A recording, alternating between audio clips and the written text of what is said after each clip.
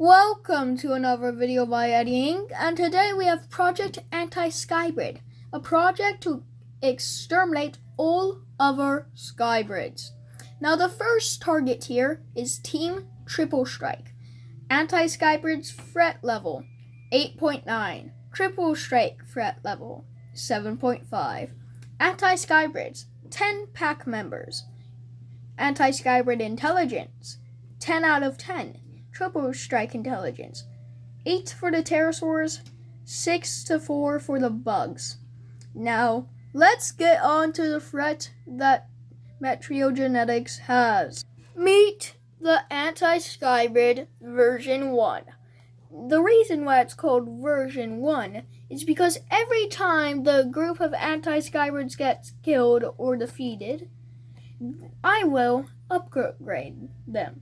Now this is the version 1. As you can see, a very efficient body shape, a very striking crest, a tail that's perfectly aerodynamic, refined claws, and a metal beak with a spike on it. Now that will be the most deadly part of the Anti-Skybrid, the beak. It also has thick, durable skin and even more durable and aerodynamic feathers. Now, the cruising speed of this beast is 45 kilometers an hour. The rushing speed is 70 kilometers an hour. The combat speed is 55 kilometers an hour. The dive speed is 90 kilometers an hour. Yes, this thing has a variety of speeds, all very fast. Its height is 4 feet when on all fours on the ground. Its weight is 24 kilograms, which might seem small, but in pounds, that's a lot. It's around 70 pounds. Its length is 6.5 feet long. Its reaction speed is 182 milliseconds, which is just lower than a cat and just above that of a human. Its turn speed is 0.9 to 0.6 seconds in a 180-degree rotation, which is super agile for something of its size, which means it can outmaneuver all opponents, except tiny ones. But it will just eat the tiny ones.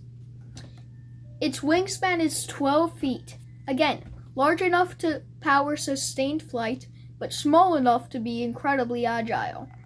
Its bite force is shockingly at 1010 psi, which is a lot for something of its size. Now we will explain that in the genome.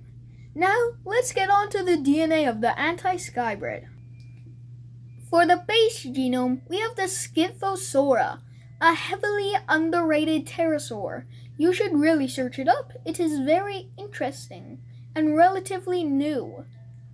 Next, we have the golden eagle for its eyesight and plumage. And if you don't know what the word plumage means, it's basically the feathering coat. And next, we have the Galapagos ground finch for the beak and jaw muscles. This thing has the largest bite force of almost any animal relative to its size. This thing is only around 33 grams and it has a bite force of 70 newtons. Now that might not sound like a lot, but scale it up to a T-Rex and that's like 100 times more bite force than a T-Rex. Yes, that bird is incredibly powerful for its tiny size. Next, we have the vampire bat, not for iron distribution, but for immune system. So it is immune to most diseases and venoms. For the ears, for great hearing, claws to latch on to enemies, and venom to make them permanently bleed into death. Kia, problem solving, its feet and loyalty. The reason why I did feet and loyalty is because their feet are what we call zygodactyl. I'm not sure if I pronounced that right, but it's when you have 2 toes on the front, 2 toes on the back, and that allows it to maneuver its feet easily and pick things up.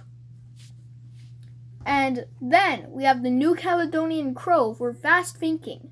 So intelligence from the Kia and the New Caledonian crow, this will be the smartest skybrid ever introduced. Except that one skybrid submission that had human DNA in it. I have no clue why they did that.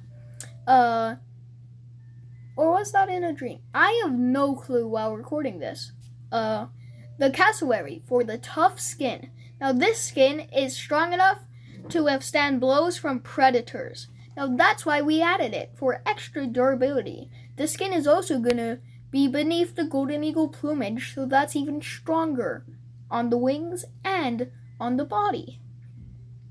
Now we have the larger-headed shrike, a very famous shrike, famous for its tommel tooth. Now this is not a real tooth, but a spiked edge on the beak. The Harpactognathus, another close relative of the Scyphosaura and another incredibly underrated pterosaur. This is for the size and the wingspan. Now Harpactognathus and Scyphosaur, you guys need to search them up. They are very cool and interesting, at least in my opinion. Their designs are awesome though. Now we have Dimorphodon W, which is a real-life species of Dimorphodon, for the tail rudder, which is the little circle thingy on the tail. Now that is used for its steering capabilities, which allows it to have the incredible agility that I've previously stated. Now the Harris Hawk is from pack skills and trainability, as the handlers at Eddie Inc. need to be able to train these things to not eat people. And also, we have Titanus, which is a more modern terror bird. It's not really modern, but it is closer to us than many other terror birds. Now we have the northern short-tailed shrew, the shrew made famous by Goji Center for the iron in its beak, more venom, which makes more bleeding and makes enemies a bit sleepy, and also the reaction speed.